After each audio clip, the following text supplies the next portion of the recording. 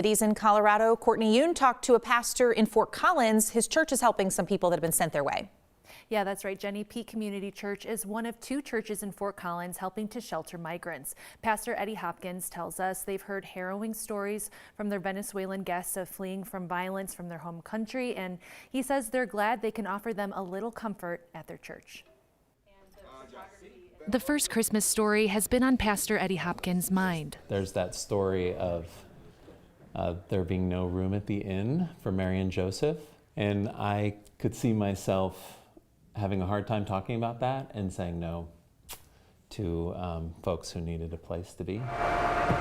So when the Larimer County Office of Emergency Management was looking for shelter for migrants, that was weighing on me a little bit. Peak Community Church answered the call. You know, I mean, Fort is in our name, shelter is in our name, and sure enough, this city was ready to shelter these folks. He says the community has shown up in full force to help. Why wouldn't we help other people? He says his new Venezuelan friends have shared harrowing stories of fleeing their home country. I mean, some of them are escaping violence. Some of them are escaping other forms of abuse and oppression and things that I cannot imagine. But through it all, they've also had moments of joy in just the few short days they've known each other. Some of them have never seen snow before.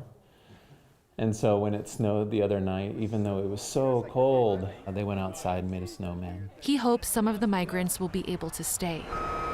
We would be a richer community if they were able to settle here. Because he says they make their community better. Here are people who have been through a nightmare, a living nightmare, and I see a lot of joy, a lot of strength, and I've just learned a tremendous amount from them. The Larimer County Office of Emergency Management says they're working with 2 churches and the Red Cross to shelter 57 migrants. It's a temporary effort lasting just over a week to help alleviate some of the pressure Denver shelters are seeing right now. If you'd like to donate to this effort, we're working to get some information on our website, 9news.com. All right, Courtney, thank you.